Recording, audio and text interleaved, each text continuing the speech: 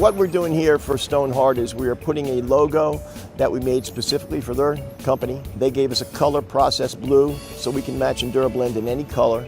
We'll put down the stencil and the logo right in front of the door. It's a 4-foot circle in diameter. And then we'll put a brick sidewalk 4 by 16 feet right in front of that. EnduraBlend is a 2-part process where we'll put a gray base down to form a grout line base.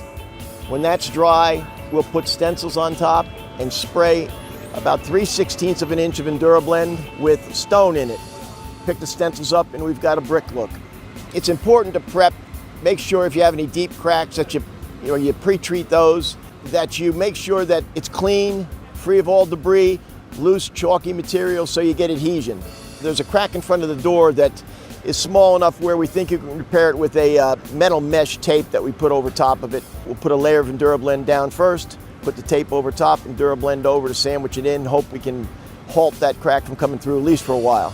In most cases when we do sidewalks or decorative areas, we have stencils that can lay over the side because they're flat. In this case, the sidewalk's set down in a sort of valley, so if we put the stencils and laid them flat, they'd sort of bend and we might not have a tight fit down there. So we cut them exact so that when we spray, we get a crisp grout line underneath. Once we finish preparations, which is masking out everything, making sure all the areas surrounding are kept clean, get our stencils cut to put down, make sure the surface is free of debris and dust, we get to our spraying. We'll mix about 1 pound per square foot of material. And that usually gives us between 1/8 and 3/16 of an inch over the desired area. One of the questions we're asked all the time is when people see us put the material down is, why are you putting it down so thin? Remember, this is a polymer-based cement, and it only needs to put, optimally, we put down at 1/8 to 3/16 of an inch. Any thicker than that takes too long to dry, and it's just too much of a mass. 1/8 to 3/16 is perfect. What we have in this area is 2 different patterns. We have a stencil pattern, which has the company's logo and lettering on it.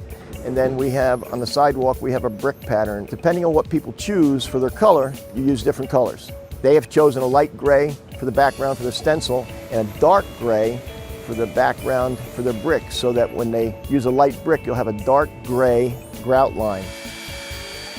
Now we're getting ready to do the stencil.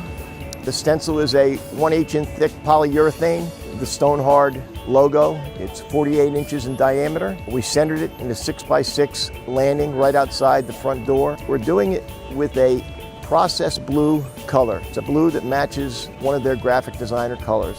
We match that using our color lab.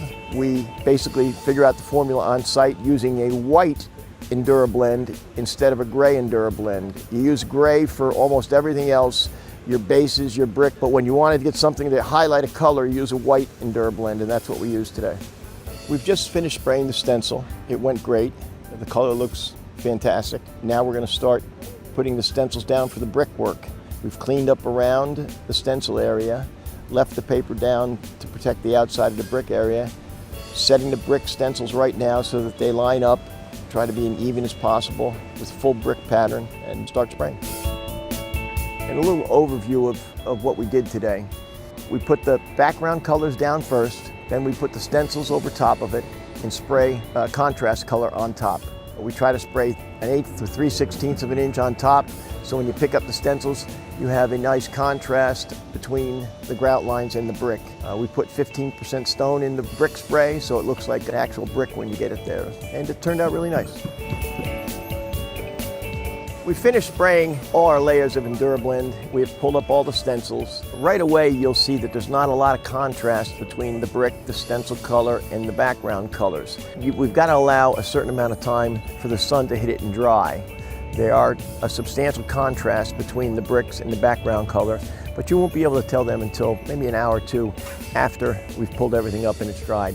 Then, when they're dry, we will spray that with a matte finish sealer, which will darken and bring back the color to the bricks. And it really makes the bricks and the background a uniform color.